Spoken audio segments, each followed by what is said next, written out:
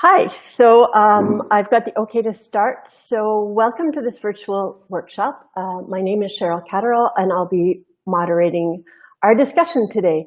I'm excited to be here and explore the notions of wellness in the public arena through the lens of multimedia engagement. I'd really like to thank the New Cities team for inviting me, and especially Holly for helping me to navigate the Bizaboo portal. Hopefully we won't have any difficulties today. I'll ask that you hold your questions for the end. There'll be a discussion period, and then we'll have the opportunity to open up the discussion. I'll keep, yeah, that's that. So let's get going.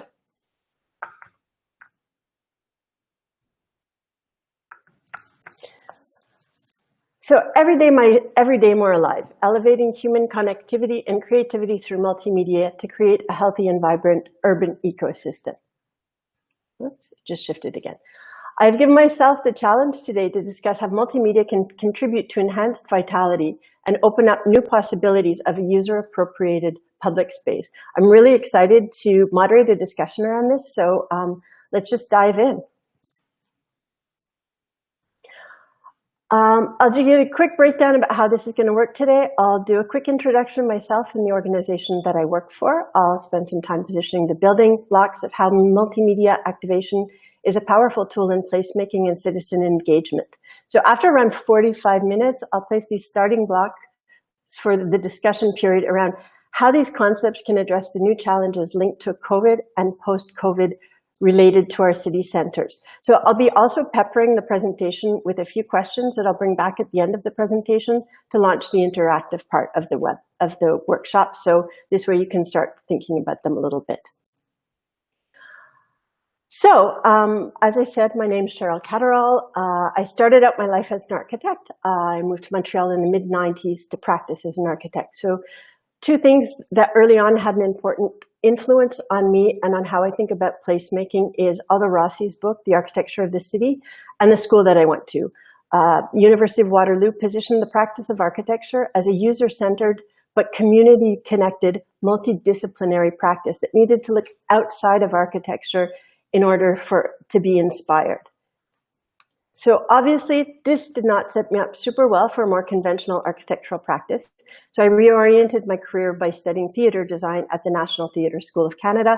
And I had an active practice in the performing arts and everything that also one does to pay your rent when you do the performing arts. So cinema, TV, exhibition design, and also teaching for quite a good run. And don't tell my bosses, but I still continue this practice on the side, doing about one show a year.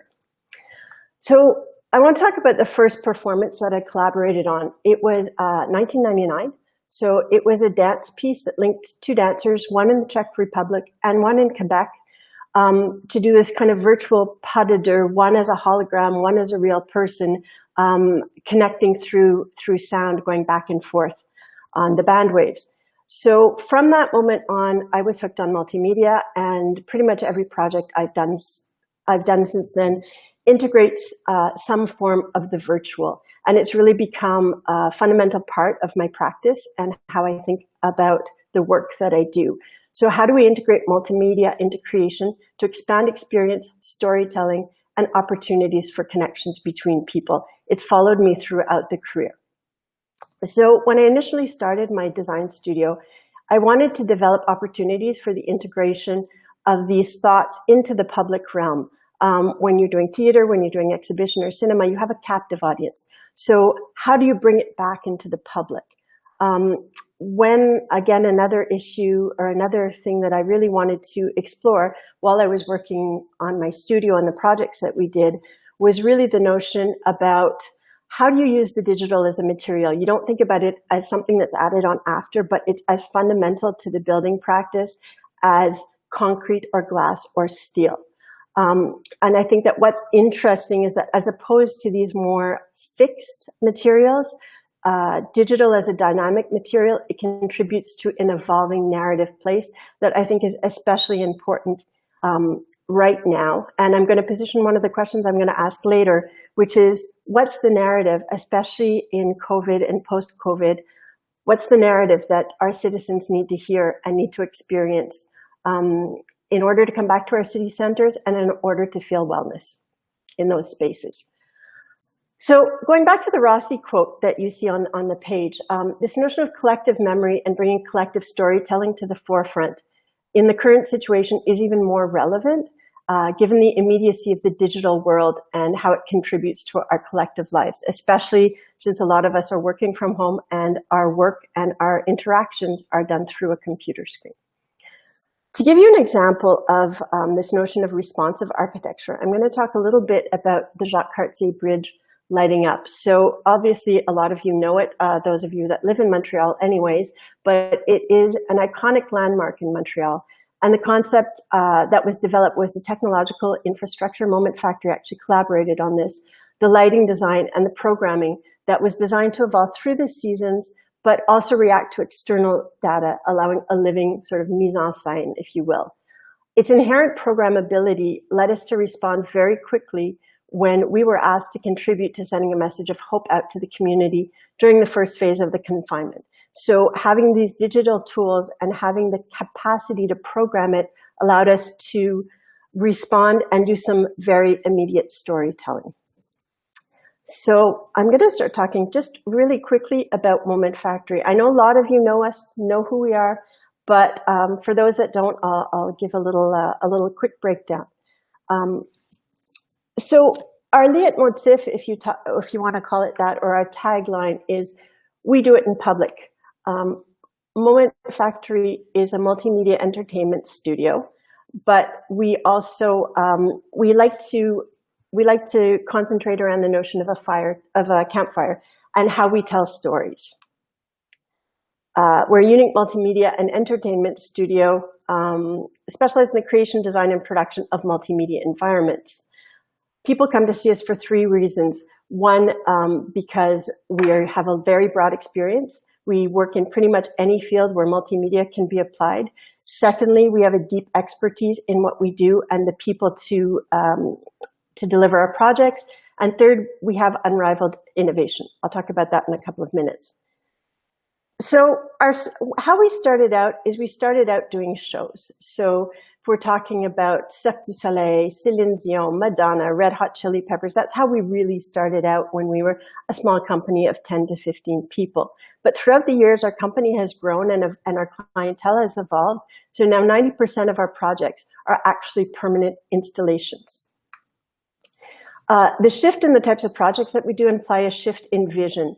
So while we still do shows, Billie Eilish being the most recent one, we've had to expand our skill set to adapt to new client types and adapting to different workflows that adjust to these different client types and stakeholders.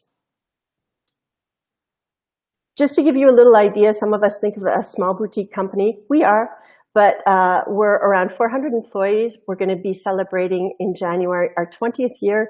We've delivered over 450 different types of productions. And we have 7 offices. We were supposed to open a Toronto office actually in the spring. That obviously got put on hold, but it will be coming very soon. What our foreign offices allow us to do is to have a kind of deep understanding of cultural nuance as well as to be there for our clients and also to be there for any problems there might be in our projects. As I said before, we pretty much cover the gamut of what we can do in multimedia. We've got visual artists, creative directors, producers, managers, interactive specialists, technical directors, sonographers, system architects, storytellers, architects, and more. I just want to speak really quickly. I work with a group within cities that we call, I work with a group within Moment Factory that we call Cities. Cities is a group of architects, philosophers, writers, thinkers, engineers that we're around 20, but we really focus on the permanent projects with Moment Factory. So we've got a lot of experience with the kind of clientele that these kind of projects usually require. I want to talk a little bit about our R&D team really quickly because we have a dedicated team. Not everybody does. We have a dedicated team. We've got labs as well that we can use for prototyping tests. It allows us to work on our projects before we actually go and integrate them and debug them and work out all of the Q&A. we're always trying to push the boundaries. So we do R&D on our projects, but we actually have a dedicated team full-time just looking out, seeing what's going on in the world, seeing what we can do and how we can integrate it into our projects. And I think what's really important is the notion of future-proofing what we deliver. So not only how are they used now, but what do we integrate into the back end to say 5 years from now, what are our clients going to need? What are the municipalities that we're delivering projects for going to need? How are the citizens going to evolve? How is the cityscape going to evolve? So this is really important, and especially if we're talking about this whole notion of smart cities, being on the cusp of the most recent technology is even more important. So what is multimedia? Many people think of multimedia as content on screen. So it's you press play, there's a video that plays. But we think of it through a lens of what we call MFHX. So it's moment factory human experience. We're always thinking through the lens of the intended audience, and we have a large toolbox of approaches to match our clients and their intended audience's needs. Because what's important, and I think this is going to come up in our discussion later, is this notion of the people that are developing the projects, especially for kind of urban revitalization following COVID and during the COVID period still, is there's an audience. Who are we trying to reach? What's the best way to reach them? What are the stories that we have to tell? And what are the means that we use? So I think this is a really important, looking always through the lens of who's the intended audience.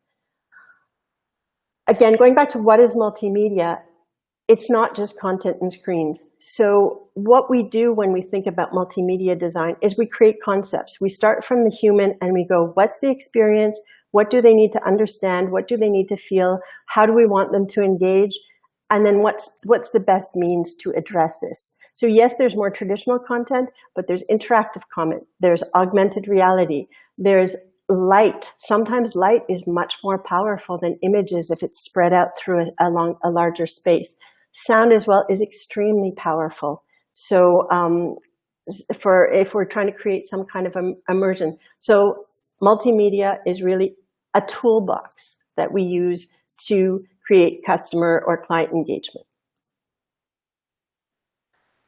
In the urban field, a lot of people think that it's more of an irritant than anything else. There can be the perception of it as only a way for advertisers to invest our space with promotions that we just don't see anymore, so much that they're omnipresent. I understand this perception, but I rather see it as an opportunity, especially as the PPP and the POP initiatives become more common and businesses use their street-facing real estate for marketing. Revenue generations, they're just not going to go away. And I would instead propose a model of value generation can be used as a roadmap, and look at how different levels of shared value can be woven together to create a coherent experience.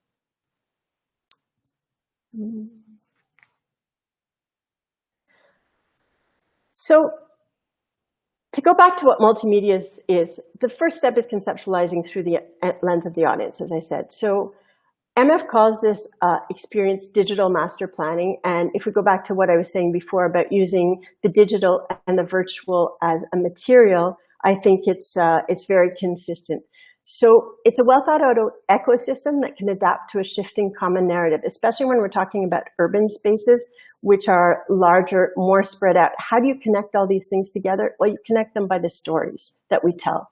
And also it's important to take into account the variety of stakeholders and the activities that need to be held in these spaces. So if we just sort of develop those 5 scales of experience, if we talk about at the heart of the experience, what's the central experience? It's about individual agency. It's like, I'm walking through the space, what am I going to live, me as an individual? There's also content to engage that engages. I call this urban democracy, but how can I have a voice in the public space that other people can hear and see and feel? A welcoming ambiance. Again, if we're talking about a few kilometers squared, how do you create a link between all of these spaces? How do you make people feel safe? How do you create an active zone that's going to create a nice space and a convivial space for people to walk through? Visuals that communicate. collective storytelling. How do you create canvases that allow us to tell stories, whether people are looking at it, whether they're not, but these stories are there for the people to discover. The other option is to make a bold statement. So this is something that you can use on your site, on your property, on your real estate, but it radiates out on a much larger scale. This is a project, just some lighting that's done to celebrate, not to celebrate, but to commemorate the Polytechnique murders. And but it's seen throughout Montreal because it's positioned on the mountain. So we're talking about making a bold statement and then returning back to the heart of the experience. They loop together, especially now where everybody has smartphones, everybody has iPads, everybody's on the internet. These making a bold statements obviously live on in the digital world, and then so do our unique personal experiences for those that choose to share them. So I want to talk about one specific project that sort of expresses some of these layers that I'm talking about, and also the layer of shared value before I get a bit more conceptual about this. So this is the National Arts Centre in Ottawa. This is the facade, the main facade on Elgin Street. The tagline of the NAC, I'll just use the word NAC, is the beacon for the arts in Canada. So it's a federally funded institution whose mission is to encourage performing arts, production and diffusion across the country. But, and I've worked very closely with them over a number of years, so they're also a business. They have to balance out generating revenues, generating ticket sales, venue rental, and production costs for all of its activities. So you've got a really interesting example here of publicly funded, very visible in both the local community and the national community, and also a business that's trying to survive. So an interesting thing about what we see in front of us is called the Kipnis Lantern. So it's actually a privately funded architectural feature that was funded by a family. It's the showpiece of a recently completed renovation that was done in 1967, of the building that was initially completed in 1967. Beyond bringing the building up to current standards for a performance venue, it also repositioned the entrance and facade to reflect contemporary urban realities. But this was a 4 to 5 year project. So to respond to urban shifts, it's a really long project, and it took since 1967 to be able to respond to this. I'll just mention that I think this is something that's going to go through the presentation, but a digital material allows a much quicker reactivity to this. When we talk about value for the project, I think what's really important is I talk about 3 things. So activation, engagement, and placemaking, and how these things all relate to each other. This building is a really good example. So it's an activation. It's an activation platform. It engages through what it communicates, and it actually contributes to placemaking. I'll talk about the initial activation. So when they opened this, the Queen happened to be visiting. I mean, I think that was kind of planned, but in the evening, there was a big red carpet event. They closed the street down in front of it. The Queen arrived for a concert with the VIPs and everything. So that was the first event that activated it. The second one, unfortunately, I don't have a picture of it, but the second one was the next day happened to be Canada Day. So that area of Ottawa, all the streets are closed down, and there's, I think, a couple of million people that usually come in the downtown area for that.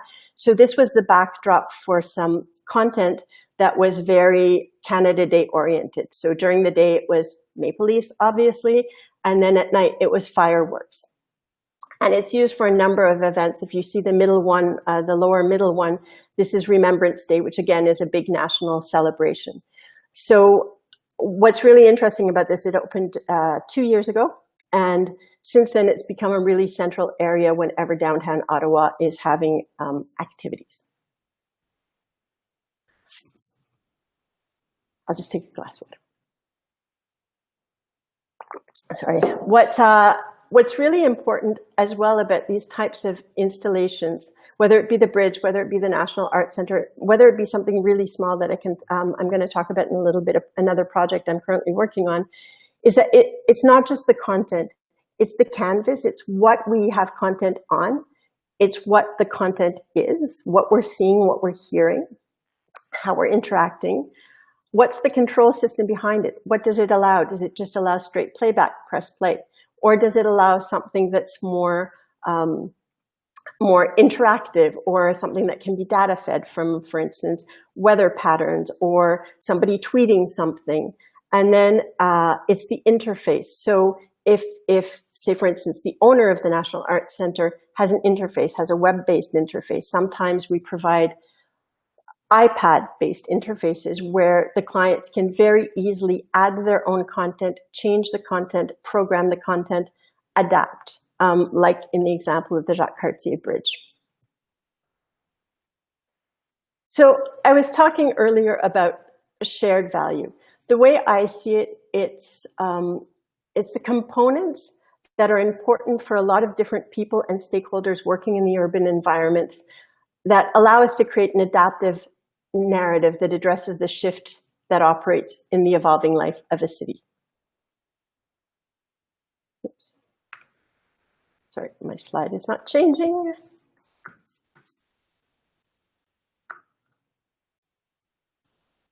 Okay. I really like this slide because it talks about, it's a bicycle map of the island of Montreal.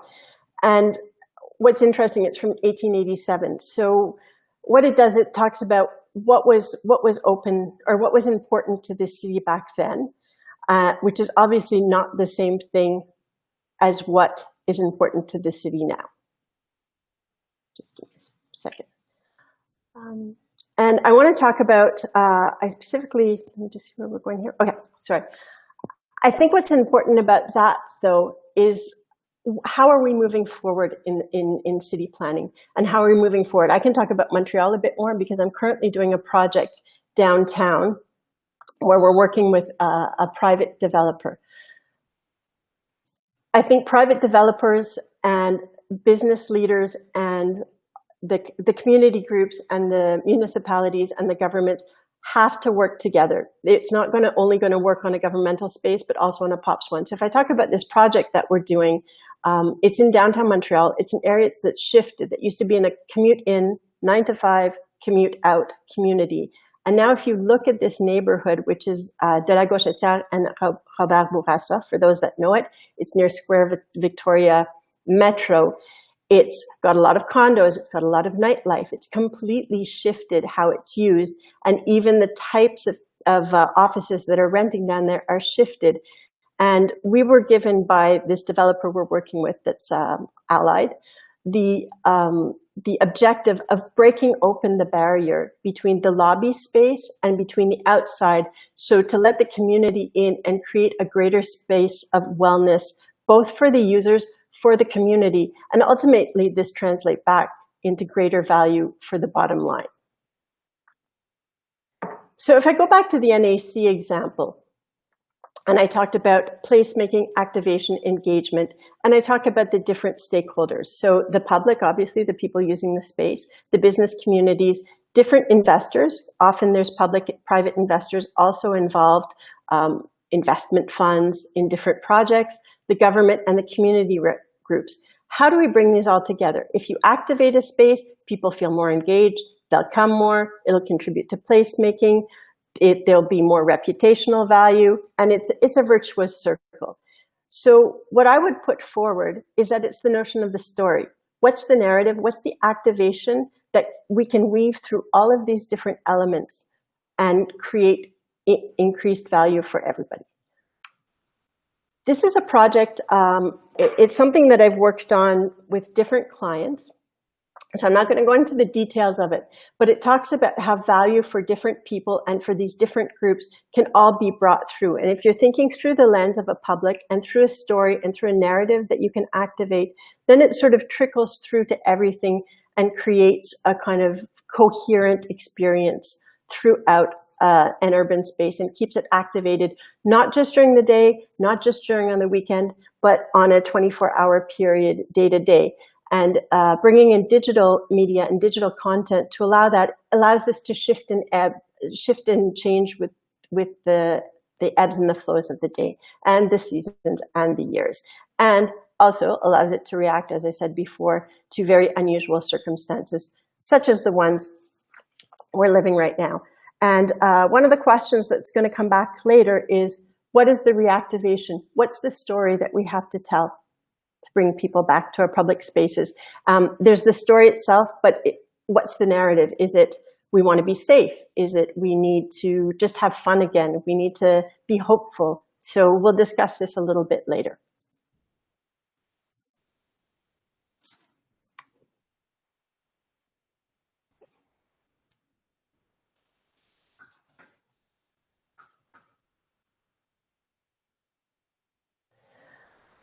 So to get back to the leitmotif of what we're talking about in this conference this week and the notion of wellness. If we talk about our central areas right now, it's very difficult because the citizens and the public are no longer inhabiting the CBDs for work. They no longer feel safe in our city centers. Criminal elements are actually moving in. I don't know about other cities, but Montreal, there's a shooting almost every night. It's nuts. People no longer feel safe in public transit. They no longer need to go downtown. We've all developed different habits that mean that we just don't need anymore. We're afraid of gathering. We're afraid for our health. And we're holding on to our money, or we're spending it on other things like cottages, like outdoor activities, like traveling throughout our province or throughout our country, but we're not spending it the same way we used to. So this is another question I'll bring back at the end. In terms of pain points, I think it would be a really interesting discussion to see if there's any that I missed and if there's any other elements that we should consider when we're discussing this. I would prefer resilience as a word. I think wellness is a bit overused and it has sometimes connotations that I'm not always in agreement with. So I really like, I feel it's a strong word in terms of reinvestment of the common. If we talk about all of the stakeholders mentioned earlier, we can invest in creating activities to bring people back, but people don't always have full trust in the government right now. I think there's a lot of cynicism, and people need to feel that their voice is being heard outside of their Facebook posts. So I would like to position, to go back to when we talked about digital master planning, but I think this applies to any type of experience that we're trying to create to bring people back. To me, resilience looks like individual agency, giving people individual agency over their environment and over their experience. Create a space for urban democracy where everybody can have a voice. Create a cohesive experience throughout our downtown areas. Create a notion of collective storytelling and also a larger scale resonance, because we want to feel that we're not just talking to ourselves, but we're talking to a larger community. Before, so what I'll go is I just have about 10 to 15 minutes left before we start the questions and the discussion.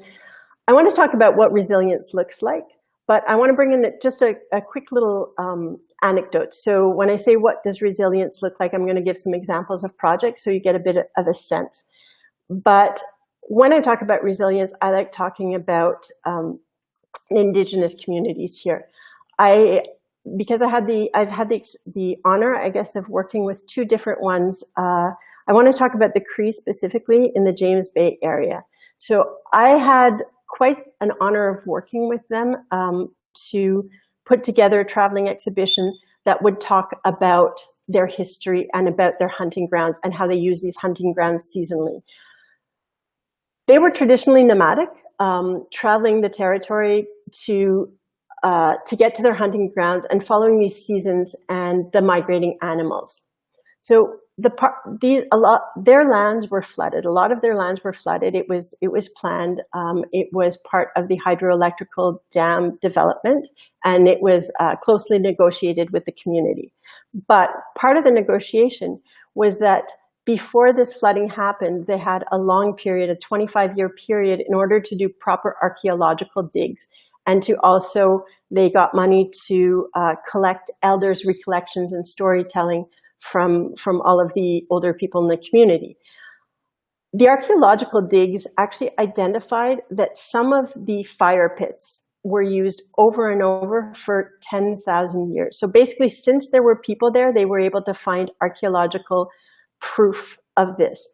And I think that what's interesting is that the oral stories that we're told reinforce this as well. And I think this notion, if we go back to what Rossi says about locus, this notion of locus, the location of the locus is not where they physically are. We're not where the physical stories happened, but I believe it's where the stories are told, because the elders still sit around campfires, and I witnessed this, still sit around campfires telling the stories about the annual hunt, even though those lands are currently underwater. So let's just go through a few projects. Okay, we've got about 10, 15 minutes. That's great. I'll change it. So there's the 5 scales of experience and engagement that I spoke about earlier, but I'll start with the largest and move down to the smallest. So if we talk about large-scale resonance, I already spoke about the Jacquard Sea Bridge. What many people don't know about this is it actually reacts to tweets. So people can actually look at it and tweet, and the movement of the lights will change based on the activity, based on the internet activity. And when we talk about systems that I mentioned earlier, we could reprogram this system to react to other things. This reacts to weather patterns as well. It reacts to people in the space and the population, and it also reacts to seasons. So the colors shift and change over the course of the seasons. And as with the rainbow, we can also activate it specifically for different activations for different periods of the year, or specific activities such as New Year's Eve or things like that. This is the Reims Cathedral in France. So it's quite a well-known cathedral, and there was a mapping show that's done on it that actually you can interact with your phone as well, which is interesting because this is a very solid piece of architecture that's been there for centuries. And it's a very iconic piece of medieval architecture. But by activating differently and telling new stories, it takes on new meaning. So digital interventions aren't just about adding something new. They can be about re-enhancing and reinforcing something that's already there. So the next level down is, how do we do collective storytelling? I want to talk quickly about a project in New York City that Moment Factory's worked on. It's actually a joint venture with Cipriani, which is a big events company.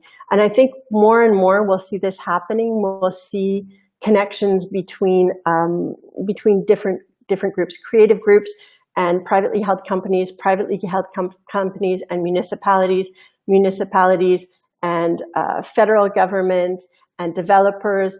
I think this is a really important ecosystem, and the more we all work together, the more that this shared value system can be emphasized. So if you walk by this building, if you see the top left photo, you might even not know what it is. And then if you walk inside the lower photo, it's a beautiful entrance hall that was ticketing for the Cunard steam lines. That you could actually buy your ticket if you were taking the Titanic. You could buy your ticket there.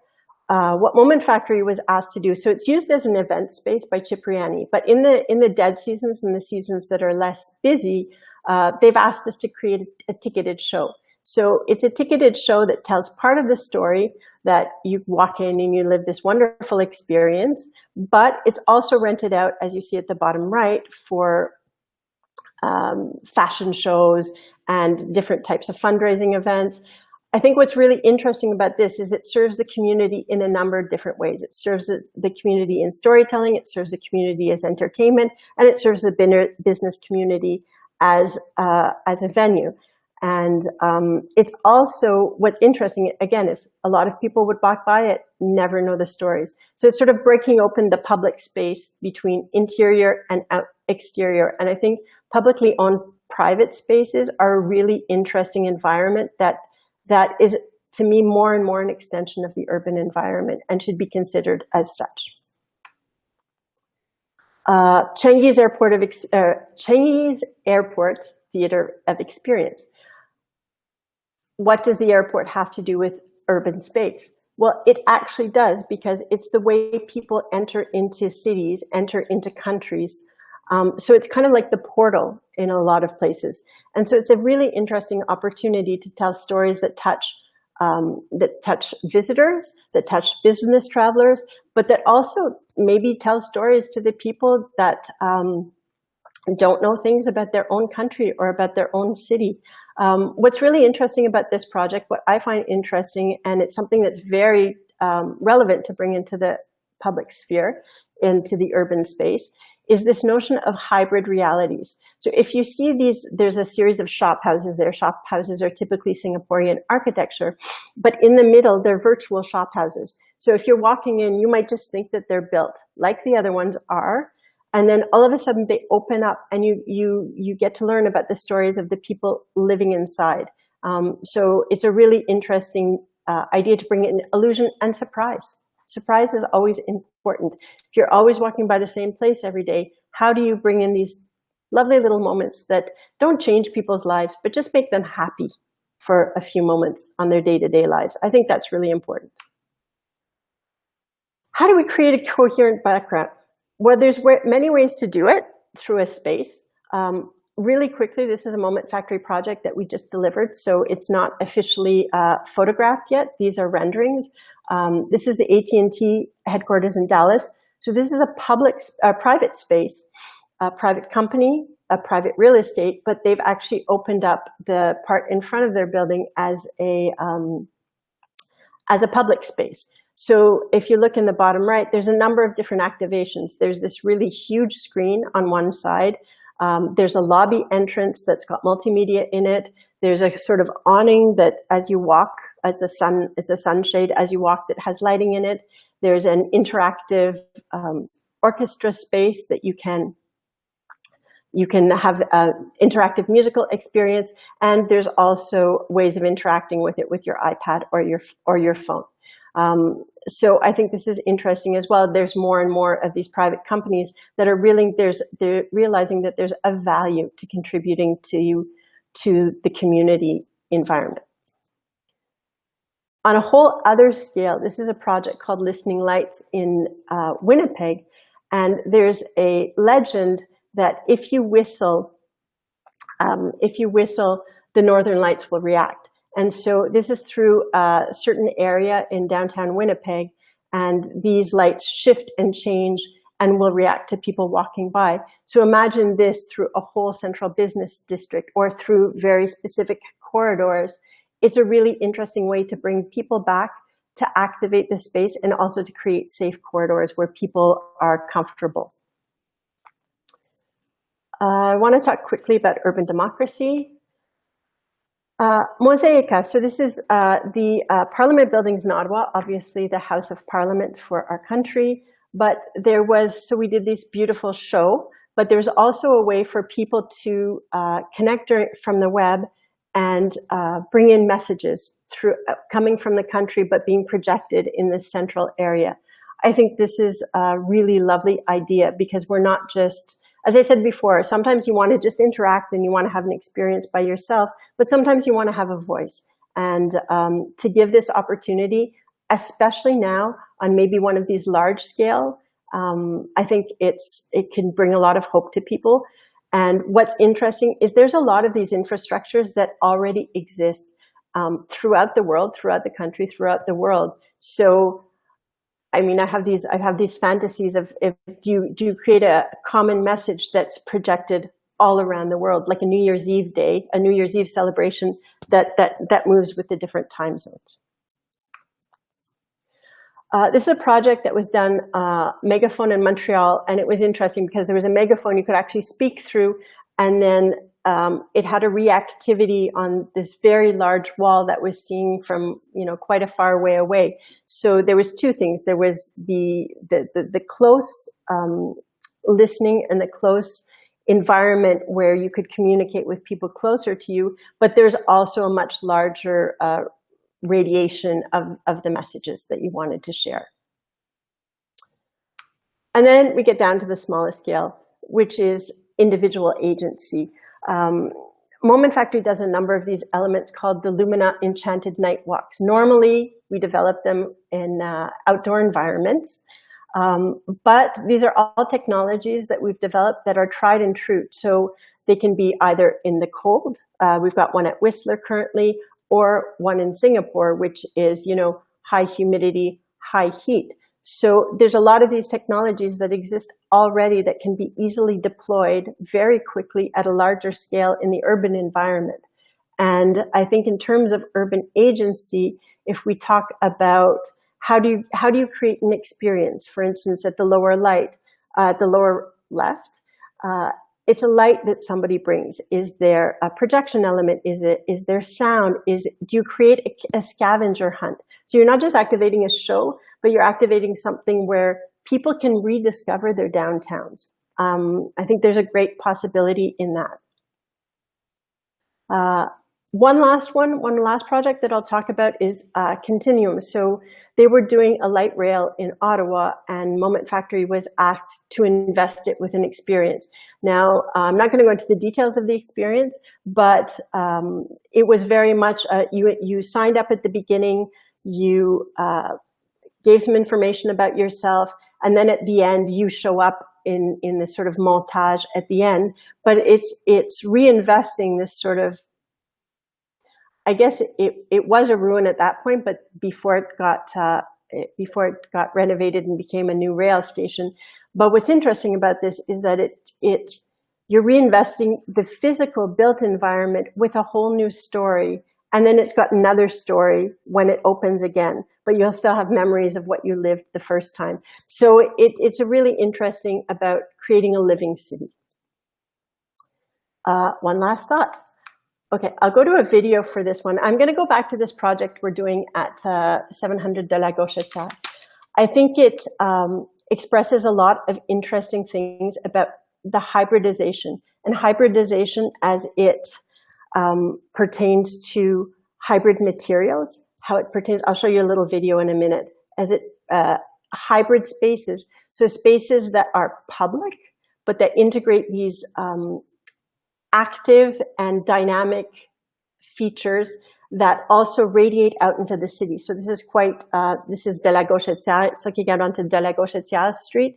So all of these activations can be seen at night. It can be used by the community for events, and it can be used by the users in the building. So then you can create a real mix. Like, for instance, there's a high-tech company that works there, and they want to have a product launch. Well, this is a very open public space as well that a lot of people transit through. So it creates really interesting opportunities to mix different types of communities.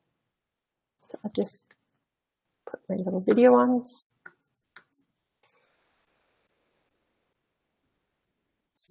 We were having difficulties with this video, so I'm hoping that it works.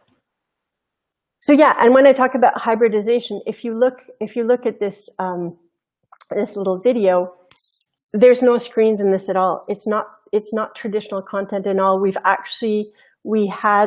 were tasked with using biophilia as a kind of foundation for our concepts in this project. So we have a preserved moss wall that integrates certain multimedia elements. We're using our lighting as dynamic elements as well.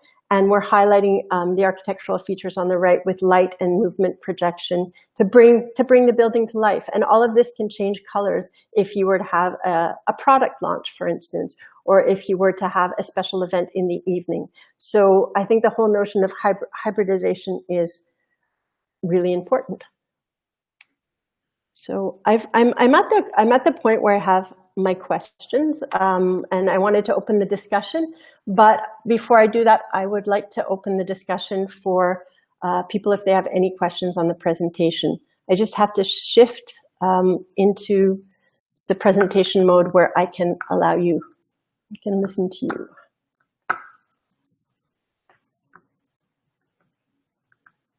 Okay. Are there any questions?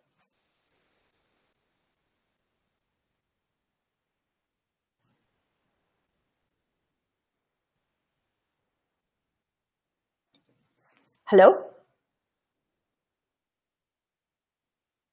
Okay, sorry, I'm getting used to this. I saw somebody put up their hand. Can you do it again? And I'll loop you in.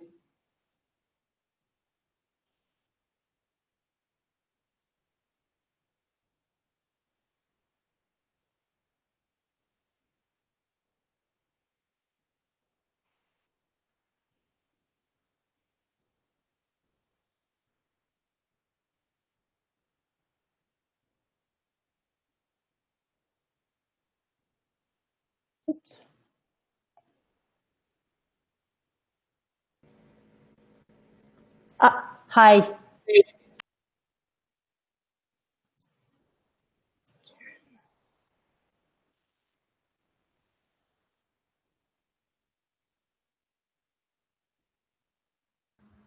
Hello? Hello? Hi. Hi, how are you? Good. Is this Andrea or Karen? I've got two people up. Oh, hi. Sorry, I had to leave for a little bit, and I'm just returning. Okay. So I think Karen was up first. Karen, do you have a question? Oh, no. Okay. No, sorry. Okay. Andrea, do you have a question? I do. Does your company work with nonprofits and helping them with their mission with the same objectives that you've just given? And by that, where you're helping with, you're speaking about placemaking. Yeah. Let's use it within the framework of affordable housing and helping people with sensory within a built space, helping them to feel safe.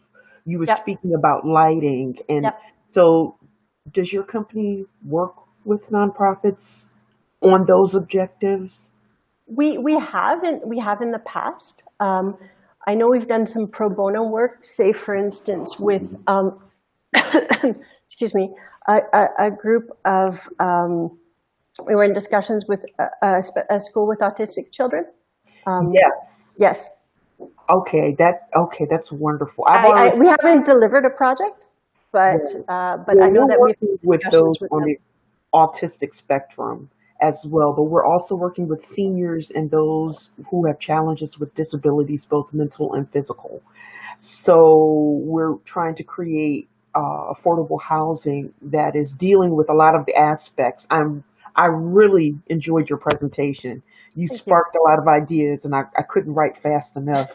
But and so I wanted to see how I can see how that works in, as you even have for the question, with revenue generating projects, but does that also work in other spheres as well? And you just answered that. And I'll say as well, we have a group within the company that does museum exhibition design, and it's a really important aspect to be able to address people with different challenges in that work. Yes. And so we're definitely working, and I'm working right now on a competition actually that is really about how do you bring circular economy, business groups, and the public together along around creating community-based master planning.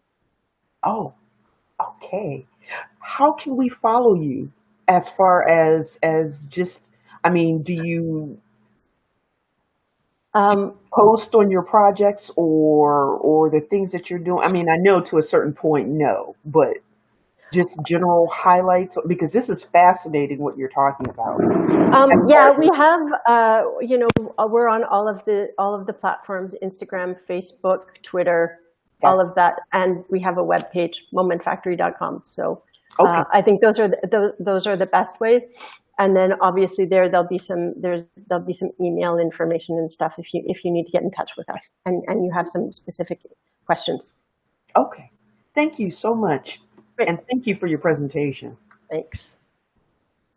I think Ajmer, you would be the next.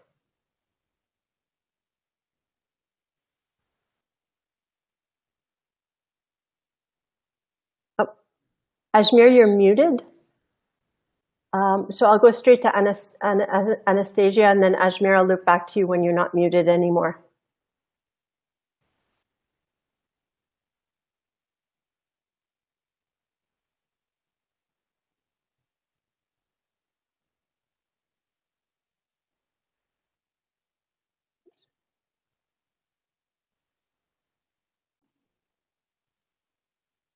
Hello? Ajmer, do you want to say something?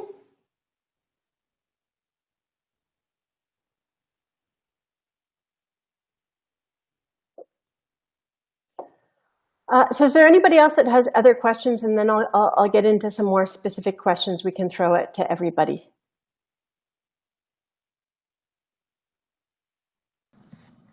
Hi. Hi. I actually have a question. There's a wonderful book called Joyful, The Surprising Power of Ordinary Things to Create Extraordinary Happiness. And in it, it talks about just things that give pure delight, right? Like round things. And she this sort of model as a pattern language by Christopher Alexander, where they distill what consistently gives people joy: color, bubbles, floating things, right? And it seems like you've incorporated a lot of these into this. In answer to a question that you had asked at the beginning, what are people missing and feeling in this COVID times, along with just the fear? And now that there's a resurgence, it's more, is the winter going to be a bleak time where we're all inside without any of these opportunities for joy and delight? So walkways filled with light because people can still walk around are fantastic. Are there things or ways that people can find these sources of delight, since we miss humanity so much? I'm seeing humans as like the thrill of our day if you see a live human as opposed to a boxed one. How do we insert this delight back in the winter, and where can we go in when it's minus 40, and how do we do this properly, right? Or how do we do this where people don't lose their minds? The city I work for has a large senior population. They still don't want to go out, and the number of suicides has gone up. The number of there's huge mental health issues which come from both isolation and the lack of delight, in essence. So how do you delight? That's in the times that are coming.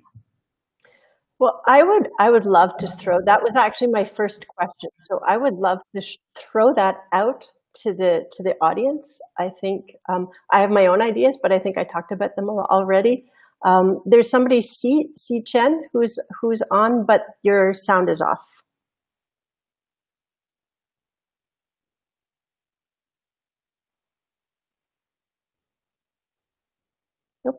Does anybody want to answer that question? Because I'm really, really interested in hearing what people would have to say about that.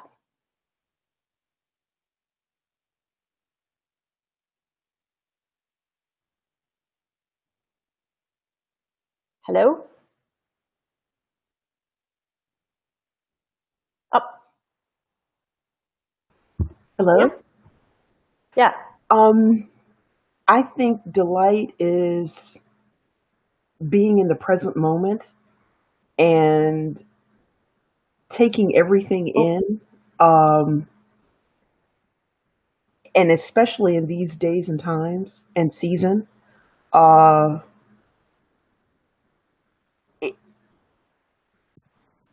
it's different things at different moments. I mean, it could be laughter at one moment. It could be a child playing at another.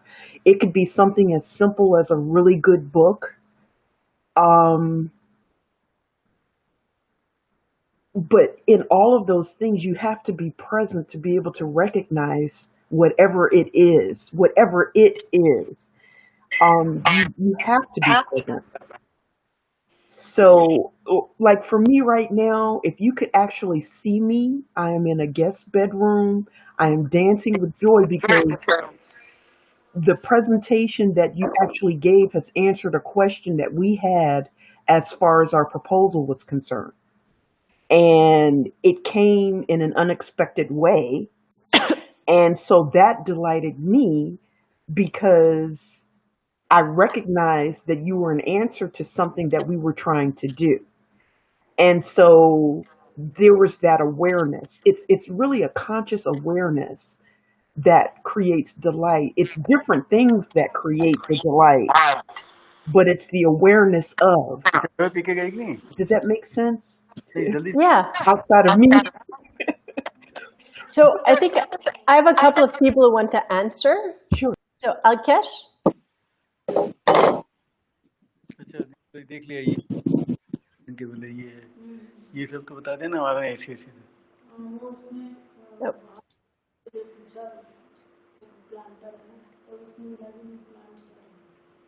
Okay. Hello? I think this was a mistake. अच्छा बाहर के plants पूछा उन्होंने I've got her right here.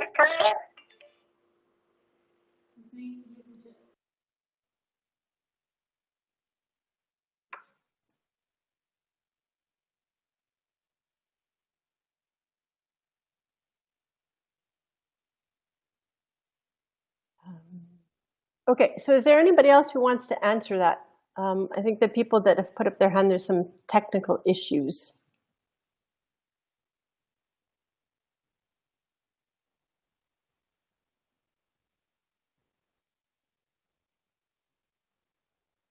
Nope. Okay, well, let me then just ask to go back on what Andrea said. So we were talking about narrative and maybe looping in as well what Tanya was saying. We talked about the narrative, but we also talked about being present. And I think to go back to Tanya's point, if we're talking about delight and how are we present for delight? How can we create moments where people can be more in the present moment? And how do you feel that that can be done?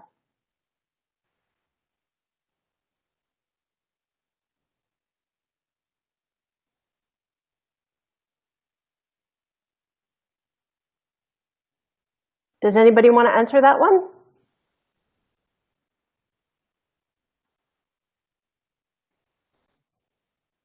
Okay, I'll ask it. Sorry, I'm just looking if there's anybody answering. Yes. Hélène. Nope.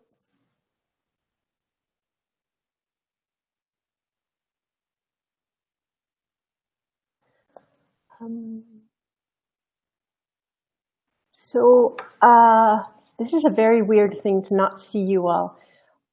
I have a question about then, do we feel that there needs to be some kind of event or some kind of very specific reactivation that can reinvest our cities with meaning or reinvest our city centers and bring people back?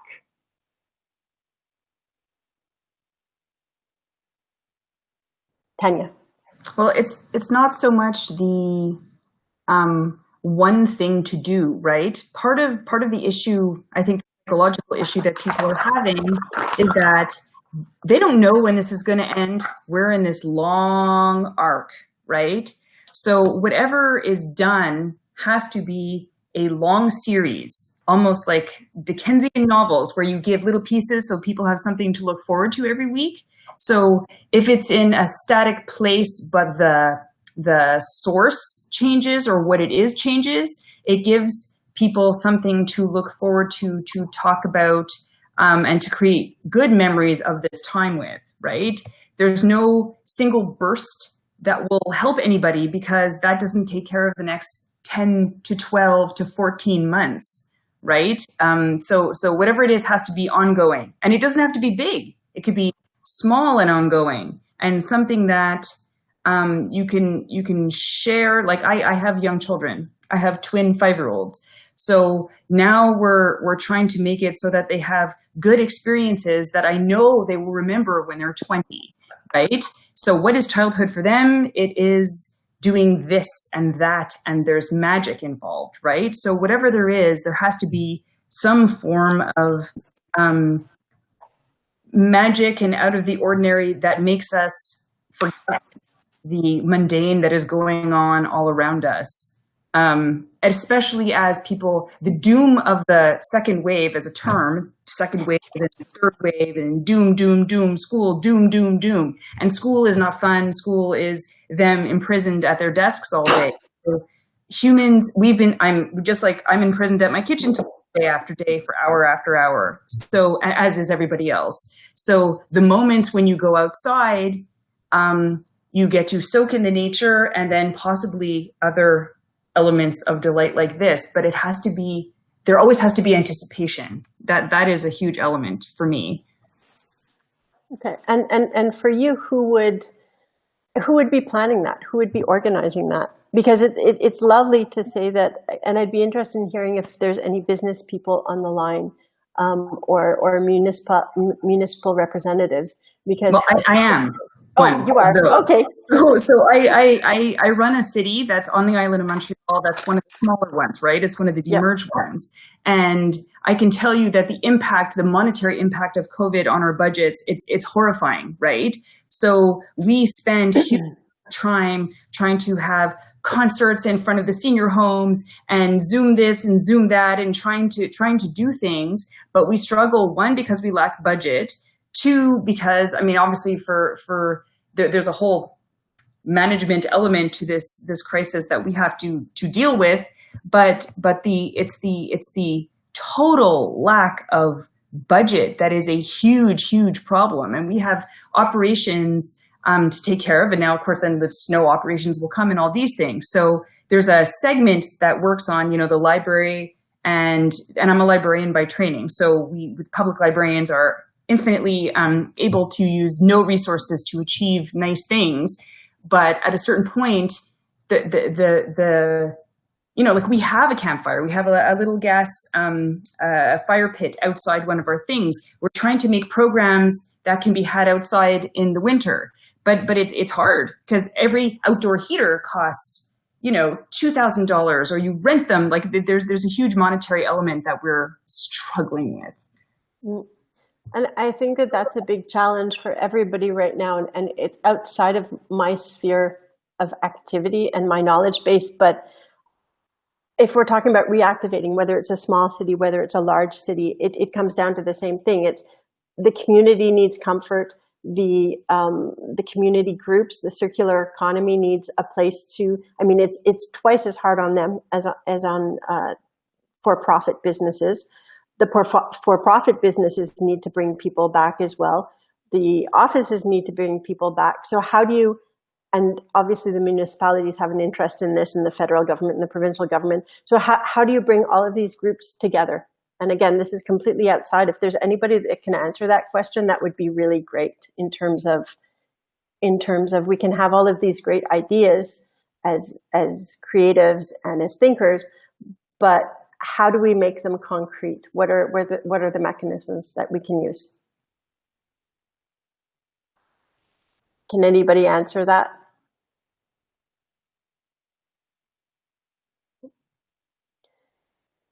Okay, I'll just I'll keep going through my questions, and anybody who wants to step in. So one of the questions I had was about the pain points and what it is important to address. Oh, hi, Vanessa.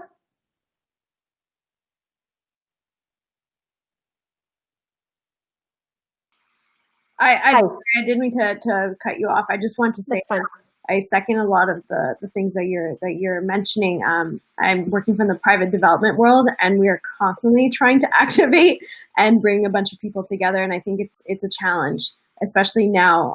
We're working on a food hall district in Montreal, and a lot of our tenants are small businesses who might only have one location. And one of the things that we promoted our project on is bringing those small businesses to actually activate spaces and work with different organizations, whether it's a shopping mall or a city. But right now they're actually financially challenged and they can't actually even finance their businesses. So it's definitely a question that will come up in the next few months. Is activation is great, and creating these spaces in public areas is great, but who funds them, who operates them? I think now is a big challenge. Yeah. And I don't know, as I said, I don't know. This is not the world I'm in. So I don't know how you get people working together, because you can't, a lot of people are saying, well, the federal's got to kick in or the provincial's got to kick in. But at one point, there's no more money. So how do you activate? The big questions.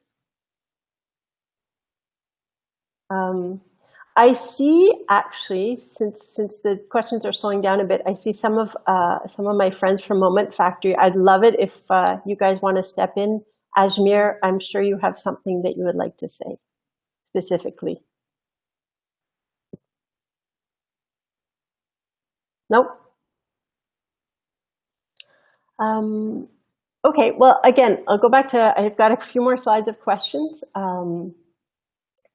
So again, if we're talking about pain points, are there other pain points that I've sort of identified that there's actually more than this right now. So this is about the public. Obviously, it's not about the businesses. The businesses, the municipalities, we're having a lot of different difficulties. But in terms of the day-to-day, the normal citizen, how do you guys feel? Might be another issue. Tanya, did you want to say something? Well, I do on some level. Celebration is a huge problem, right? So not only in terms of like Thanksgiving, for example, is coming up. People are starting to think of Christmas. Nobody I know is going home for Christmas. People are afraid to have feasts. And so it's the loss of traditions also that I think is starting to grate on people. So there's loss of tradition. There is, and it's like, well, there's not going to be Christmas this year. There wasn't Mother's Day. There wasn't this. There wasn't this. There wasn't this. So the family togetherness, hugging, people don't get to hug their grandparents anymore. So it's finding ways for people to hug again. I think if you found a way to achieve that, that would be amazing, because the human contact aspect is completely gone. So Zoom weddings and Zoom holidays are just not like the real thing. They're just not. And we try our best, but I think that's upcoming issues. And the longer this goes on, the more of these there have. You know, rites of passage, the start of kindergarten, the start of high school. These are all things that are demarcated by nothing these days, or some, drive through honking in your neighborhood, or some small things that are devoid of contact, so they're safe.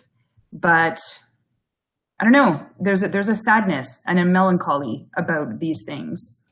And so I think that finding ways of bringing them back somehow in a meaningful way that's experiential is worthwhile. Thanks. I'm just looking in the chat. There's some questions. Jeffrey, do you want to ask your question live? Do you know how to? I'll just see if I can activate you.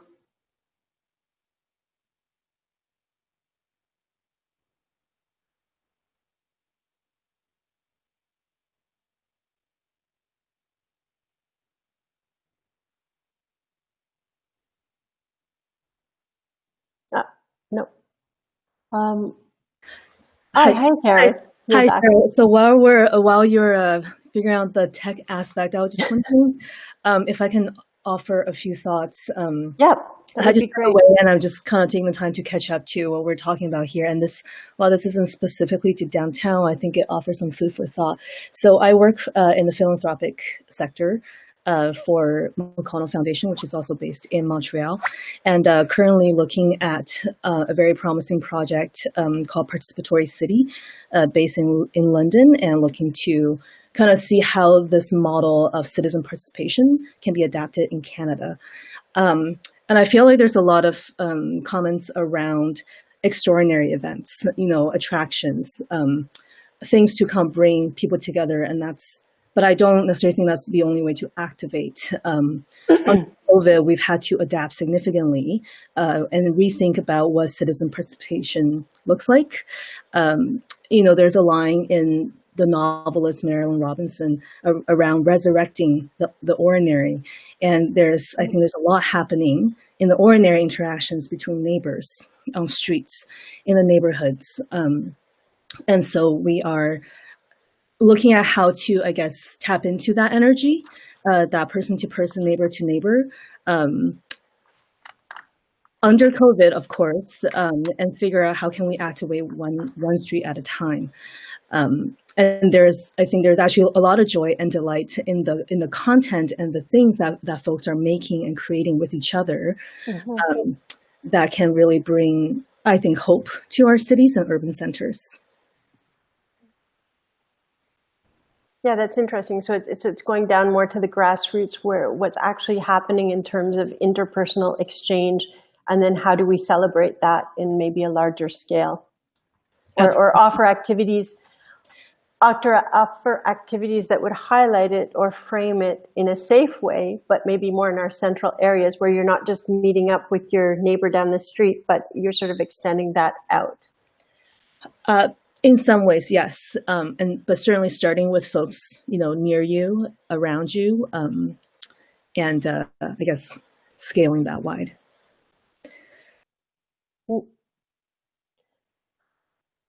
Sorry, I'm just going to go back to the questions. I haven't been able to activate Jeffrey.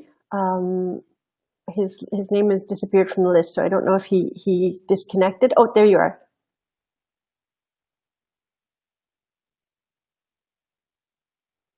No, it's Jeffrey, you're not active right now, so I'll ask the question out to everybody.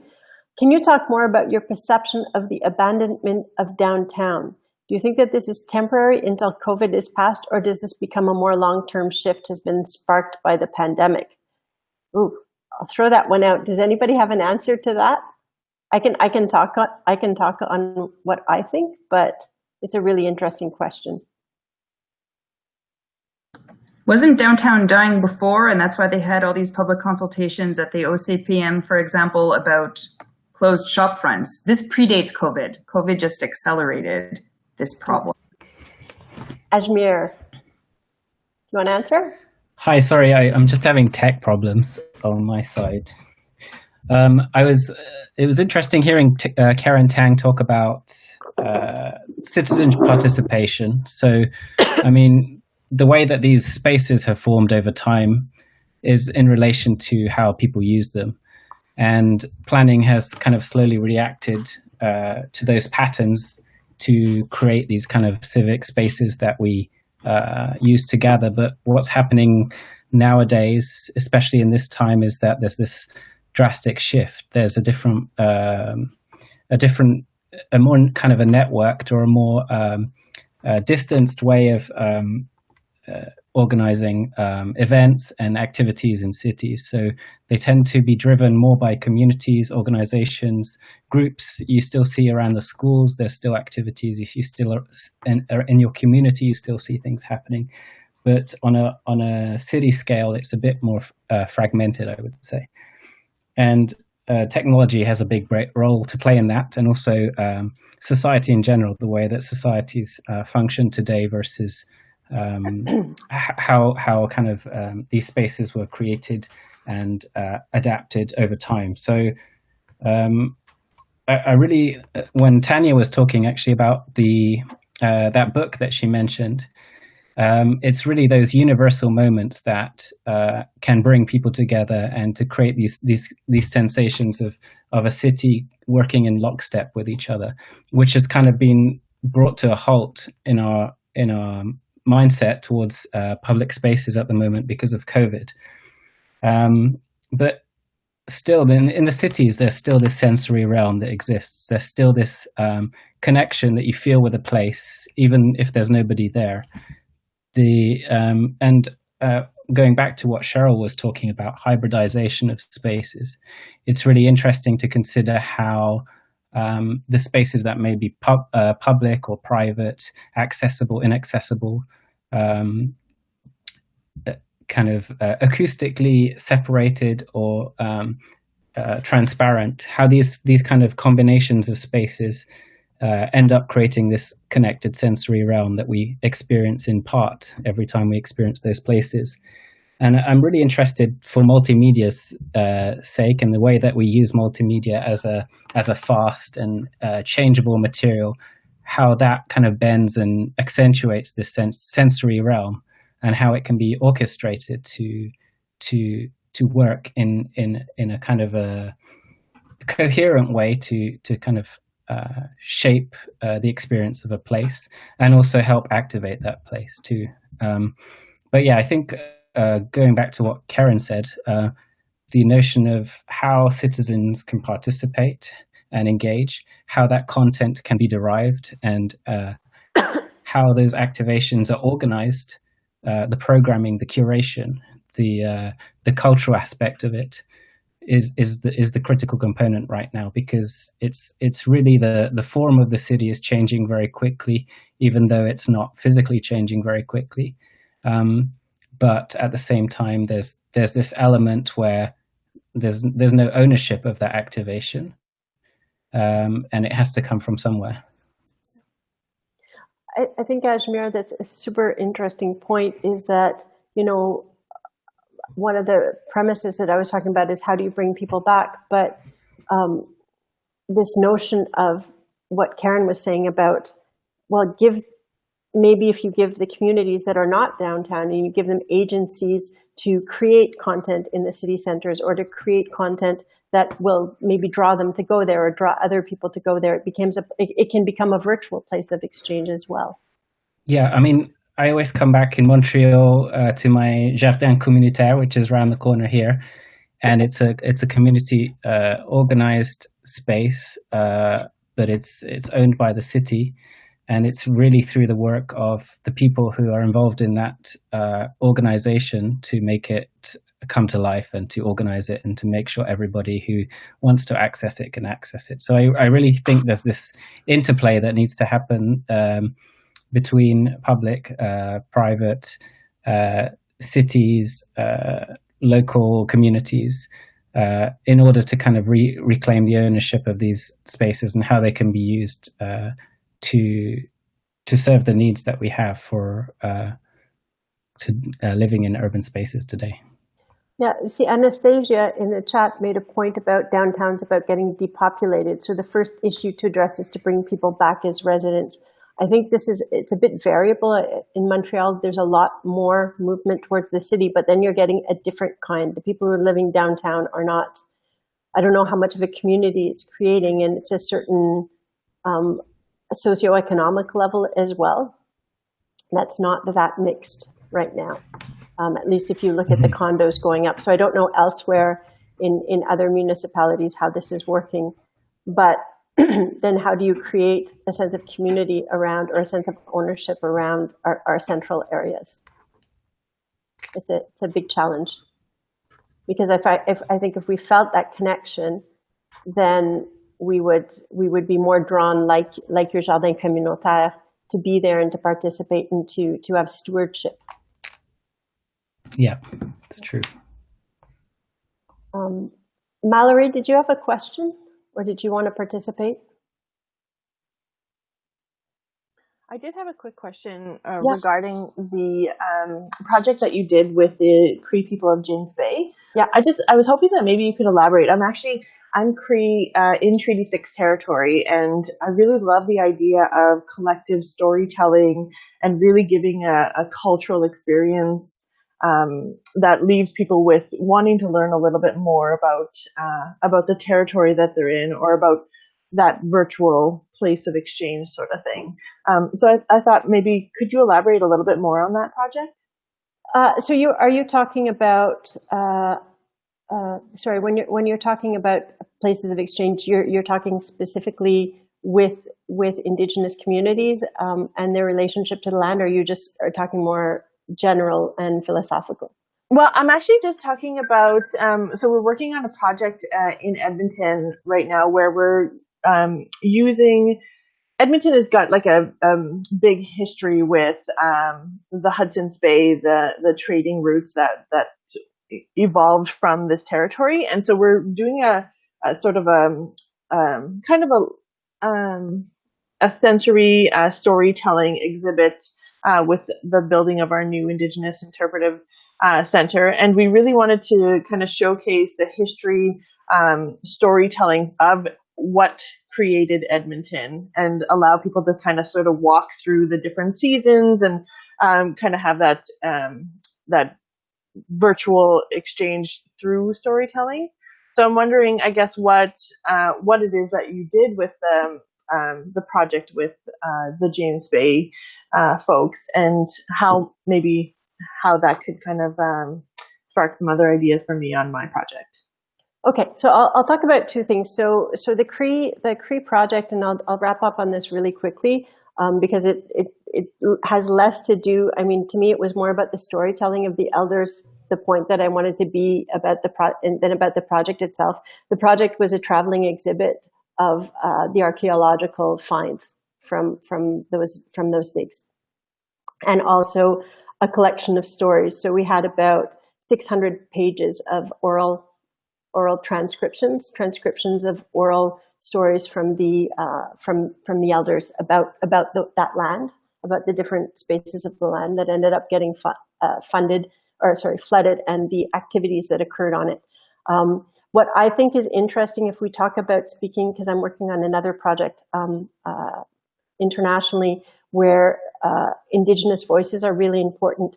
And what's interesting, I'll bring it back to a more general discussion.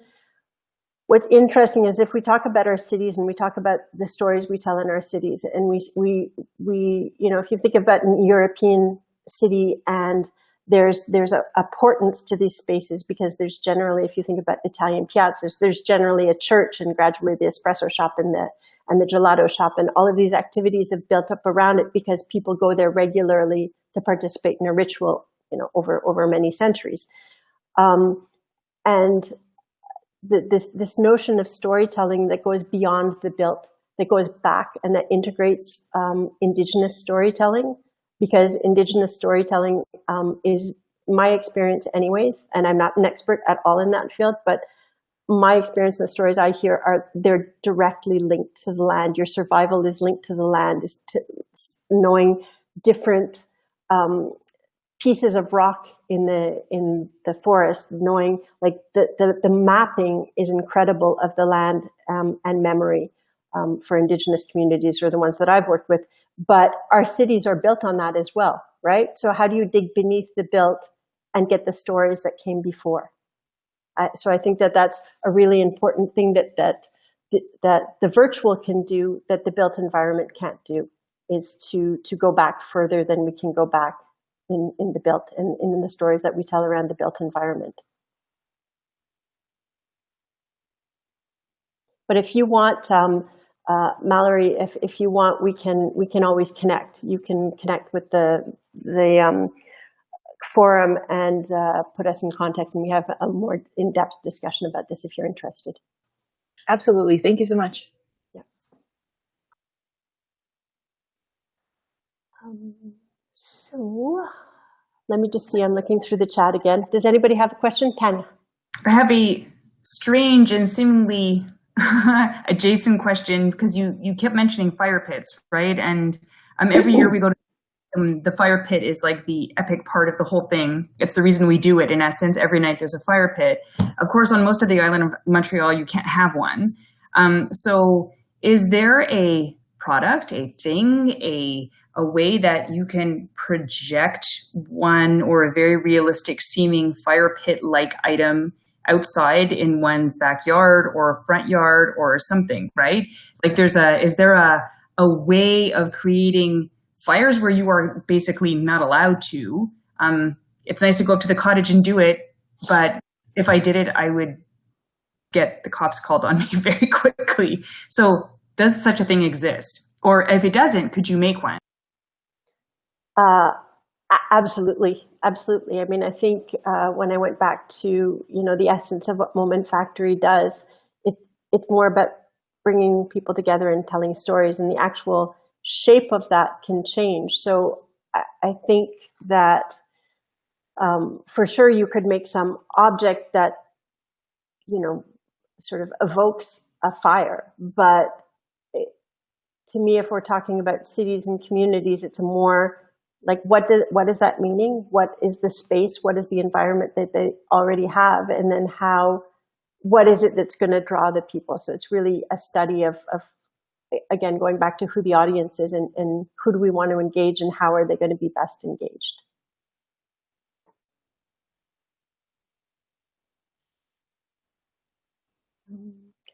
I'm just looking. Oh, Amy, hey. Hey. So it's kind of one step toward what Moment Factory does, but it's something that citizens, take into their own hands every year to activate entire neighborhoods. Tanya, you're talking about the campfires as a place to gather, but I would say that like another good example of communities creating spaces for themselves, each other, and for visitors is the activation of, people's homes along neighborhood blocks with holiday lights every year. So just to kind of expand the definition a little bit of what a campfire could be, a little bit more toward what is the work that we're trying to do with Moment Factory on perhaps a bigger, more collective central scale, are these kinds of activations, which work super well. Everyone does it in their own way, to their own capacity, and it's very available to anyone who wants to come by. Yeah. Thanks, Amy. Andrea, did you want to say something?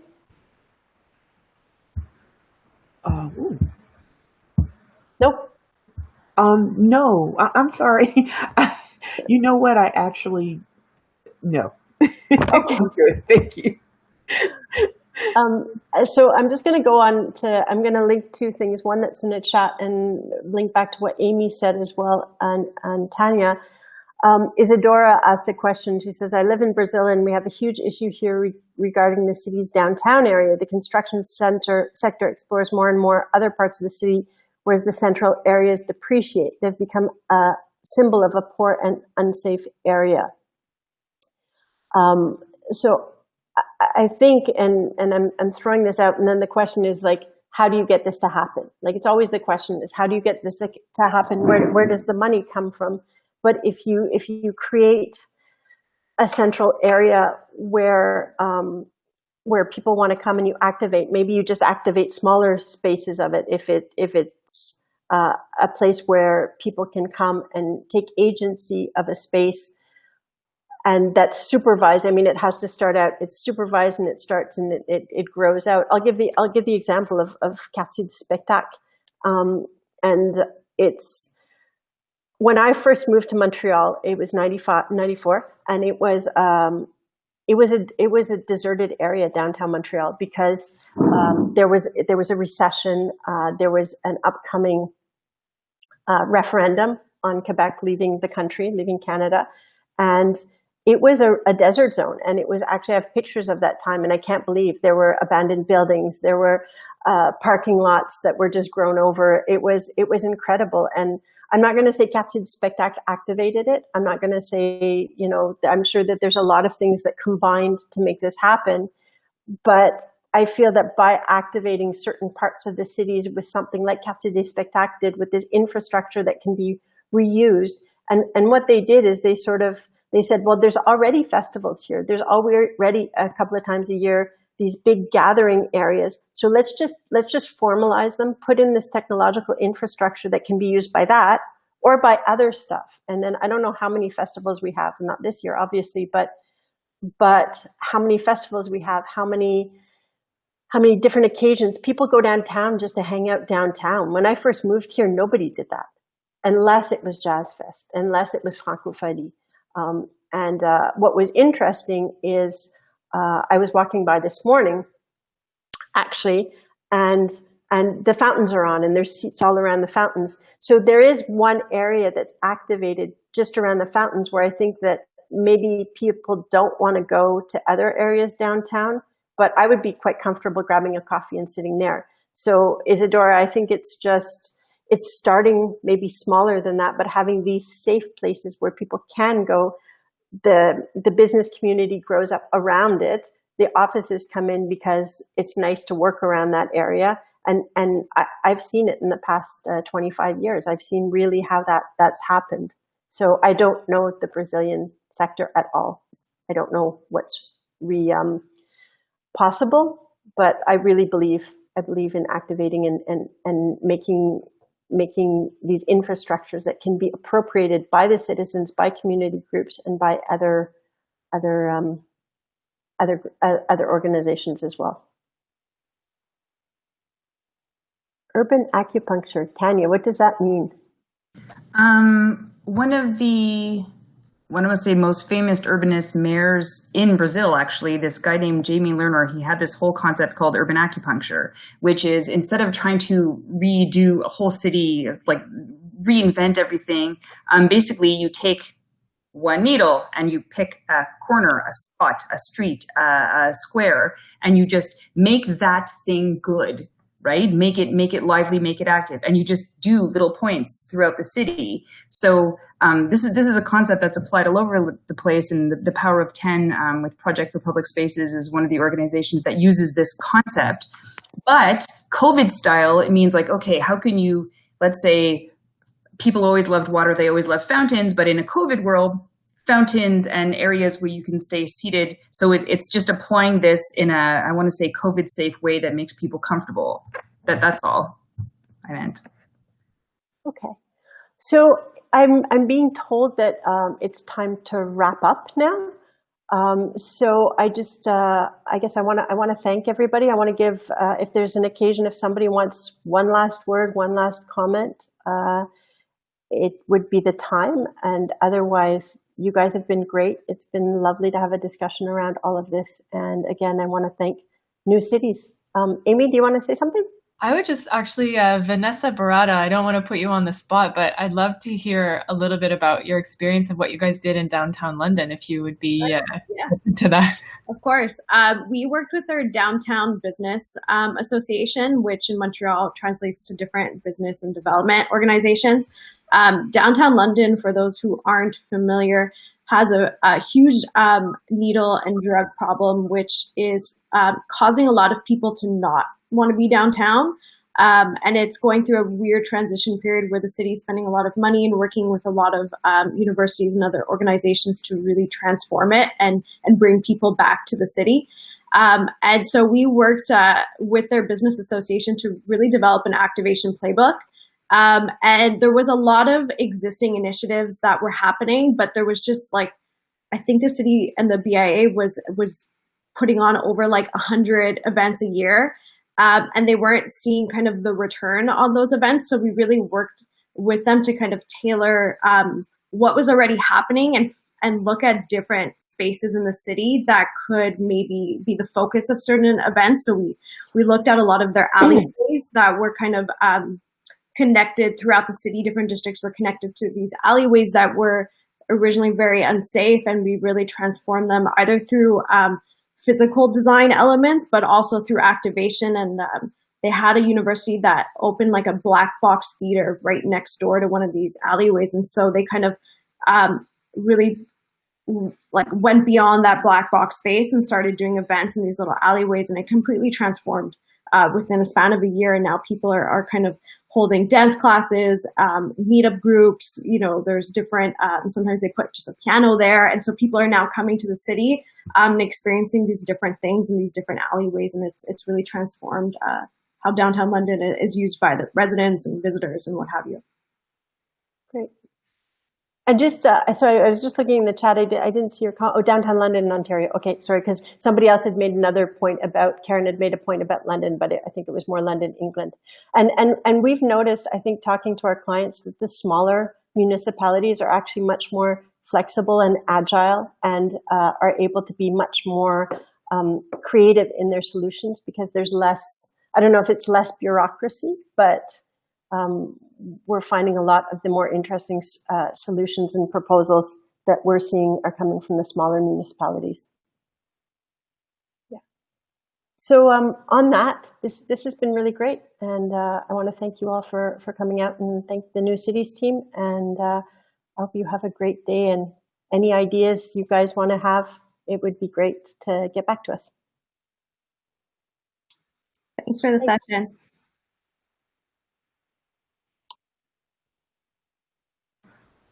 Thank you, Sheryl. Thanks.